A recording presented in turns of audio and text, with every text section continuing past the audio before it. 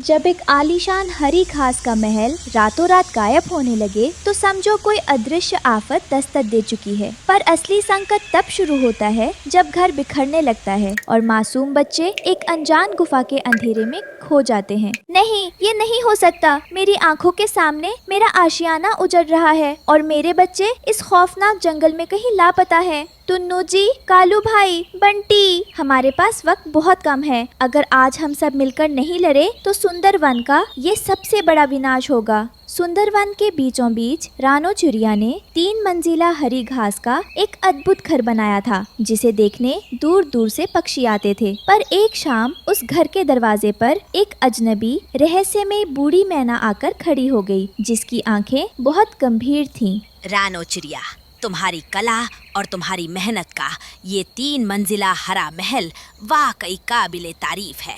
लेकिन मेरी एक बात गांठ बांध लो, दिखावे की ये हरी घास बहुत नाजुक है और बहुत जल्द ये तुम्हारी आंखों के सामने से गायब होने वाली है। मैना अम्मा, आपकी बातें मेरी समझ से बाहर हैं। इस घर की एक एक घास को मैंने खुद अपने हाथों से बुना है। ये इतनी कमजोर नहीं है कि कोई इसे हवा में उड़ा ले जाए। आप थकते होंगी, थोड़ा पानी पीजिए और आराम कीजिए। चेतावनी को मजाक समझना तुम्हारी सबसे बड़ी भूल होगी रानो। वक्त का पहिया घूम चुका है। कल सुबह जब सूरज उगेगा तब तुम्हें मेरी इस कड़वी सच्चाई का एहसास होगा।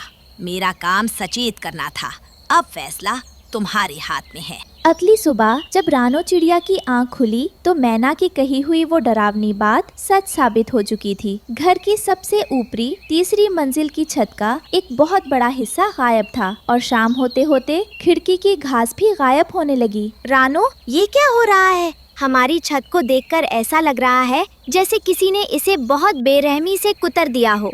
अगर कोई पक्षी घास चुरा रहा होता तो वो दरवाजे से आता, लेकिन ये नुकसान तो चारों तरफ से हो रहा है। टुन्नू जी, यहाँ रुककर सोचने का वक्त नहीं है। कोई बहुत बड़ा चोर हमारे घोंसले के पीछे पड़ा है। तुम तुरंत उड़कर जंगल के पूर्वी हिस्से में पता लगाओ। मैं खुद नदी किनारे जाकर सुराग ढूंढती हूँ। कुकू, गुड़िया, तुम दोनों चुपचाप उल्लू बाबा के पास चले जाओ। जब तक मैं वापस न आऊँ वहीं सुरक्षित रहना।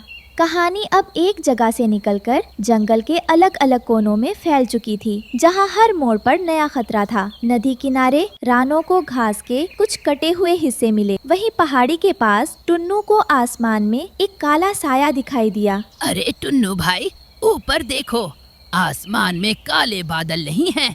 ये तो हजारों लाखों टिड्डियों का एक खौफनाक झुंड है। ये टिड्डियां हमारे पूरे जंगल की हरियाली को निगलने आई हैं।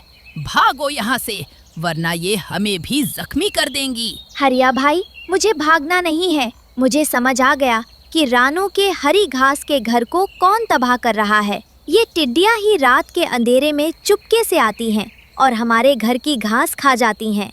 हमें इनकी रानी को पकड़ना होगा। तभी नदी किनारे से सुराग ढूंढती हुई रानो चिड़िया आसमान में टिड्डियों के शोर को सुनकर तेजी से उड़ती हुई टुन्नू और हरिया के पास पहुंचती है। टुन्नू जी, हरिया भैया, सही कहा आपने। नदी किनारे भी मुझे घास के टुकड़े मिले थे। यही वो दुश्मन है। देखो, उस झुंड के ठीक बीच में लाल आंखों वाली उनकी रानी उड़ रही है। पक्षी जैसे ही उनकी तरफ बढ़ते हैं, टिड्डियों का झुंड रास्ता रोक लेता है और उनके बीच से टिड्डी रानी अचानक गुस्से में सामने आती है। काव काव करने वाले कौवे और छोटी चिड़िया हमारा रास्ता रोकेंगी? बेवकूफ परिंदों, तुम्हारी घास का वो महल तो सिर्फ एक शुरुआत है। हम तुम्हारे पूरे सुंदर वन को एक रेगिस्तान बना देंगे।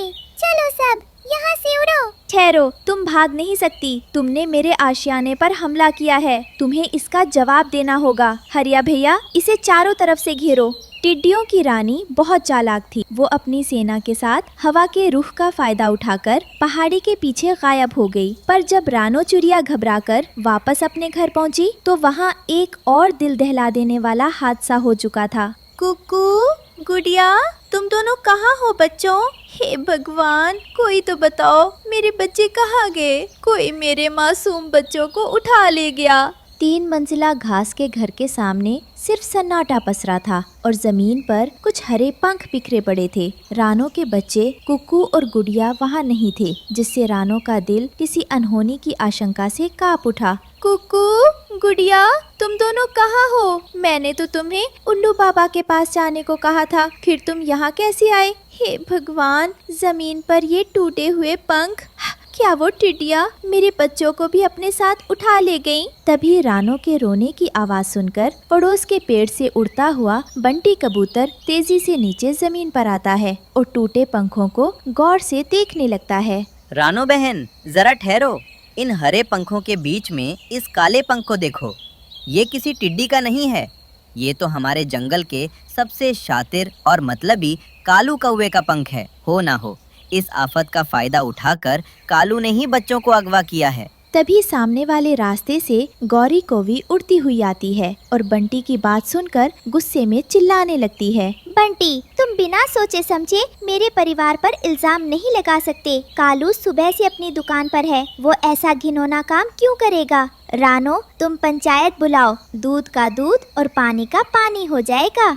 गौरी अभी बोल ही रही थी कि टुन्नू चुरा हवा में उड़कर सीधा कालू कौवे को पकड़ लाता है। पंचायत का वक्त नहीं है गौरी। कालू, सीधे सीधे बताओ कि हमारे बच्चे कहाँ हैं? तुम्हारा ये काला पंख हमारे उजड़े हुए घर के बाहर क्या कर रहा था? सच उगल दो, वरना अंजाम बहुत बुरा होगा। टुन्नू भाई, रानो बहन, मुझे भगवान की कसम, मैंने कुछ नहीं किया। मैं तो कल रात से खुद अपनी दुकान का स्टॉक गिन रहा हूँ। ये पंख वहाँ कैसे पहुँचा मुझे नहीं मालूम। मैं लालची जरूर हूँ, पर किसी माँ के बच्चों को चुराने की नीचता मैं कभी नहीं कर सकता। रोना बंद करो, मैं खुद तुम्हारे साथ बच्चों को ढूंढने चलूंगा। शंकाओं को पीछे छोड़कर रानो, टुन्नू, कालू और बंटी कबूतर एक खतरनाक सर्च ऑपरेशन पर निकल पड़े। वे ऊंची पहाड़ियों की चढ़ाई पार करके उफनती हुई नदी के किनारे पहुँचे। रानो बहन, नदी पार उस अमरूद के बाग की तरफ देखो। वहाँ पेड़ की डालियों पर कुछ हलचल हो रही है। चलो जल्दी, कहीं हमारे बच्चे वहाँ किसी शिकारी के जाल में ना फंसे हों। अरे बंटी, तुम भी अजीब हो। अमरूद के बाग में सिर्फ चमगादड़ हैं। जरा नीचे मिट्टी पर देखो, यहाँ छोटे छोटे पंजों के निशान बने हैं जो सीधे उस पुराने खंडहर की तरफ जा रहे हैं। हमें उस वीरान खंडहर के अंदर जाना होगा। खंडहर के अंदर तो घोर अंधेरा है और यहाँ की दीवारें कभी भी गिर सकती हैं। कुकू, गुड़िया, अगर तुम मेरी आवाज सुन रहे हो तो कोई इशारा करो। पापा आए हैं बच्चों। ठहरो टुन्नू जी, खंडहर के पिछले दरवाजे से बाहर निकलो। यहाँ से रास्ता सीधे उस डरावनी पहाड़ी गुफा की तरफ जा रहा है। पंजों के निशान वहीं खत्म हो रहे हैं। चोर ने बच्चों को उसी गुफा के अंदर छुपा रखा है। कालू, तुम आगे चलो। गुफा के मुंह पर पहुंचकर सबका दिल जोर जोर से धड़क रहा था। वे किसी भयानक मुकाबले के लिए तैयार थे, लेकिन जैसे ही वे मशाल लेकर गुफा के गहरे अंधेरे के अंदर दाखिल हुए, वहाँ का नजारा देखकर सबकी आंखें फटी की फटी रह गईं। माँ, पापा, आप सब यहाँ? हमें माफ कर दीजिए माँ, हम आपकी बात मानकर उल्लू बाबा के पास ही जा रहे थे, लेकिन रास्ते में हमें ये छोटा सा जख्मी हिरन का बच्चा मिला। हाँ पापा, इसके पैर में बहुत बड़ा कांटा चुभा हुआ था और ये दर्द से करा रहा था। हम इसकी मदद करने के लिए इसके साथ इस गुफा तक आ गए। हमने इसका कांटा तो निकाल दिया, पर बाहर अंधेरा होने की वजह से हम खुद रास्ता भटक गए और हमें वापस आने का मार्ग नहीं मिला। ओहो, तो ये कहानी थी। और पूरा जंगल सुबह से मेरे पीछे लाठियां लेकर पड़ा है कि कालू चोर है। कालू ने बच्चों को गायब कर दिया। रानो बहन, अब तो तुम्हें यकीन हो गया ना कि तुम्हारा ये भाई बेगुनाह है। कालू भाई, मुझे माफ कर दो, मैंने तुम पर शक किया। तुम दोनों ने एक बेजुबान की जान बचाकर बहुत नेक काम किया है। मुझे तुम पर गर्व है, लेकिन अब हमें तुरंत यहाँ से निकलना होगा, क्योंकि गुफा के बाहर मौसम बहुत तेजी से बदल रहा है। मुसीबतें जब भी आती हैं, अपना भयानक रूप लेकर एक साथ हमला करती हैं। गुफा से बाहर निकलते ही आसमान काला हो गया और जंगल में एक विनाशकारी भयंकर आंधी शुरू हो गई, जो पेड़ों को जड़ों से उखाड़ रही थी। रानो, हवा का वेग बहुत ज्यादा है, बच्चे बच्चे उड़ नहीं पा रहे हैं। अगर हम इस पहाड़ी पर ही फंसे रहे तो ये उड़ते हुए पत्थर हमें जख्मी कर देंगे। हमें बच्चों को किसी भी तरह सुरक्षित स्थान पर पहुंचाना होगा। और टुन्नू भाई, दूर नीचे मैदान की तरफ देखो। रानो का वो 3 मंजिला हरी घास का घर इस भयंकर आंधी के थपेड़े झेल नहीं पा रहा है। उसकी दीवारें बिखर रही हैं। एक तरफ घर टूट रहा है, दूसरी तरफ बच्चे यहाँ फंसे हैं। मुझे मेरे घर की परवाह नहीं है बंटी भाई। मेरे बच्चे मेरी पूरी दुनिया है। पर आंधी इतनी तेज है कि मैं कुकू और गुड़िया को पकड़ नहीं पा रही हूँ। हवा हमें खाई की तरफ धकेल रही है। कोई बचाओ मेरे बच्चों को। जिस कालू कौवे को पूरा जंगल मतलबी और चोर समझता था, आज उसकी अंतरात्मा जाग चुकी थी। अपनी जान की परवाह किए बिना कालू ने उस खौफनाक आंधी और उड़ते पत्थरों के बीच अपने बड़े काले पंख फैलाए और मौत के मुंह में कूद गया। रानो बहन, तुम टुन्नू भाई का हाथ पकड़ो। बंटी, तुम गुफा के मुंह पर खड़े रहकर मेरा हौसला बढ़ाओ। इन बच्चों की जिम्मेदारी आज कालू की है। कुकू, गुड़िया, डरो मत। अपने कालू अंकल की पीठ को मजबूती से पकड़ लो। कालू अंकल, सामने से बहुत बड़ी लकड़ी उड़ती हुई आ रही है। बचिए, आप नीचे गिर जाएंगे अंकल। जब तक इस कालू के दिल की धड़कन चल रही है, सुंदरवन का कोई भी तूफान तुम दोनों का बाल भी बांका नहीं कर सकता। पूरी ताकत लगाकर बच्चों को अपनी छाती से समेट लेता है और सुरक्षित जमीन पर उतर आता है। रानो बहन, देखो तुम्हारे बच्चे सही सलामत है। कालू भाई, तुमने आज जो उपकार किया है उसका बदला मैं 7 जन्मों में भी नहीं चुका सकती। मुझे माफ कर दो कि मैंने तुम्हारे साफ दिल को नहीं पहचाना। आज तुम इस जंगल के सबसे बड़े हीरो हो। अगली सुबह तक तूफान पूरी तरह शांत हो चुका था और सूरज की नई किरणें जमीन पर बिखर रही थी। रानो का वो 3 मंजिला हरी घास का घर आधा टूटकर मलबे में बदल चुका था, पर आज किसी के चेहरे पर उदासी नहीं थी। रानो, टुन्नू, नुकसान बड़ा है, लेकिन हौसला उससे भी बड़ा होना चाहिए। देखो, पूरे सुंदर वन के पक्षी हरिया, मीठी, बंटी, बाबली और खुद कालू अपनी चोंच में मजबूत लकड़ियाँ और गीली मिट्टी लेकर यहाँ पहुँच चुके हैं।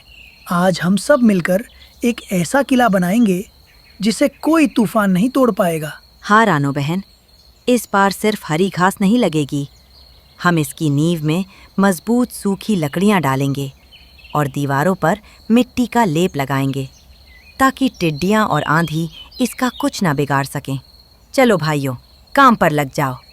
आज मुझे समझ आ गया कि महलों की चमक तो सिर्फ कुछ दिनों की होती है। असली ताकत तो अपनों के साथ में होती है। सच्चे दोस्त और सच्चे रिश्ते वही होते हैं जो मुश्किल समय में आपकी ढाल बनकर आपके साथ खड़े रहें। आज से हमारा ये घर पूरे जंगल का साझा आशियाना है।